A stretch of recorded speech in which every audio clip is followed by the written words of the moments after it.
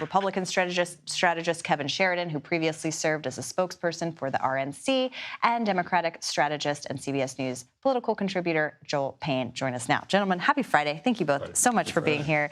A few things to talk about. I do want to start with Comey. I mean, Kevin, this is not entirely surprising coming from the president. But how do Republicans navigate it? And are there going to be any political consequences for them? Well, let's see what's in the actual indictment, because it's a two-page indictment right now, and we don't know. I think Republicans are going to largely support this. You know, it's mutually assured destruction. Democrats went after every Republican they could for 4 years, and you know, this is what was inevitably going to happen, and now it's happening. I hope it's a strong case. I hope they get a fair jury pool because, look, it's still Alexandria, Virginia, and that's not going to be the most favorable place to.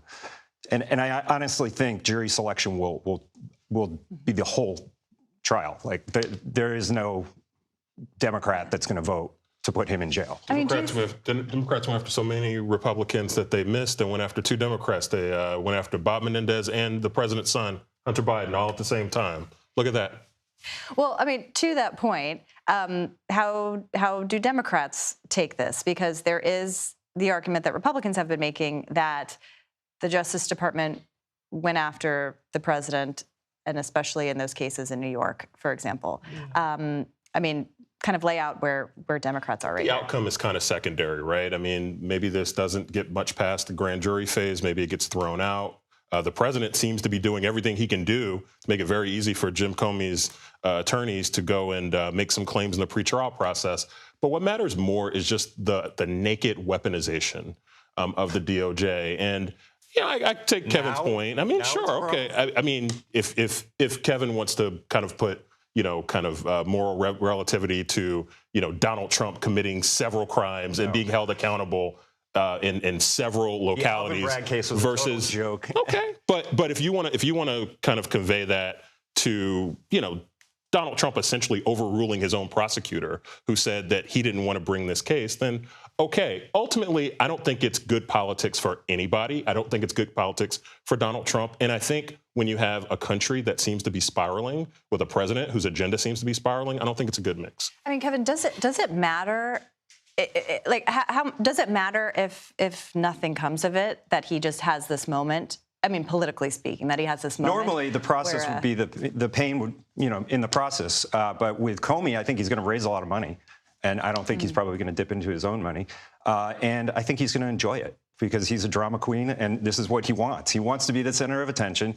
He's already cutting videos, selfie videos. I don't think anyone deserves to have their government turned against them like Jim Comey's having, like Donald Trump's done. But for Republicans, those who have been wanting to see this happen, does it matter if nothing comes from it? They just have the indictment. Well, if it's a really flimsy case and it's a biased jury, so be it. It's enough to. This might not be the last thing. They're still investigating him in other districts. So I think you're going to see a whole lot more of these. The base wants it. Trump clearly wants it. Pam Bondi knows that her job's on the line. So nothing to do with any facts of the case.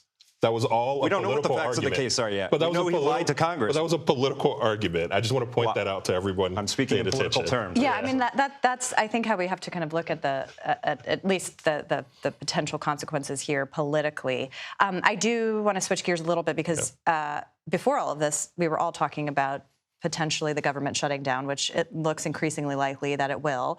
I want to get perspectives from both of you, but Joel, kind of walk me through this because I cover Congress. This is a extension of current funding. Is it worth this for Democrats to have the government shut down?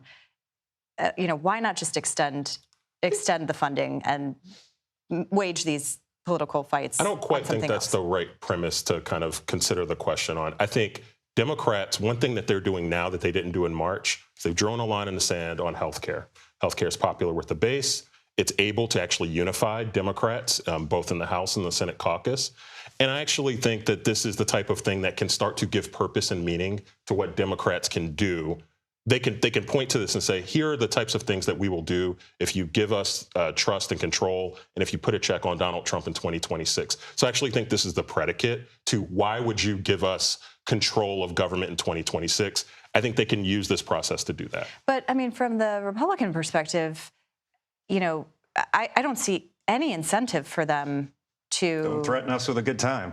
If they want to shut down the government over this, over trillions of dollars in spending, go for it. I mean, is there any scenario in which Trump comes to the table here, right? I mean, I don't see any leverage. They don't have any cards, and they're not playing them well. It's not quite that, Schumer right? doesn't have anything. This is the discussion here is about health care. I mean, the ACA premiums that are going to expire would leave millions of Americans in a lurch. You had the Medicaid cuts that would leave millions of Americans in a lurch from the big, beautiful bill. So I think those are the stakes that Republicans are going to have to consider if they consider whether or not they want to continue to threaten to shut the government down. If you can make the argument on health care and health care alone, that's a better argument. That's not what Chuck Schumer's doing right now. That's not what the Democrats are doing.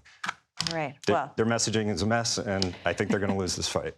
All right. Well, we will stay tuned, and a lot of federal workers are left kind of in limbo waiting to see what happens. So thank you both for being here. A lot to get through, and we'll talk soon. Joel Payne and Kevin Sheridan. Thank you.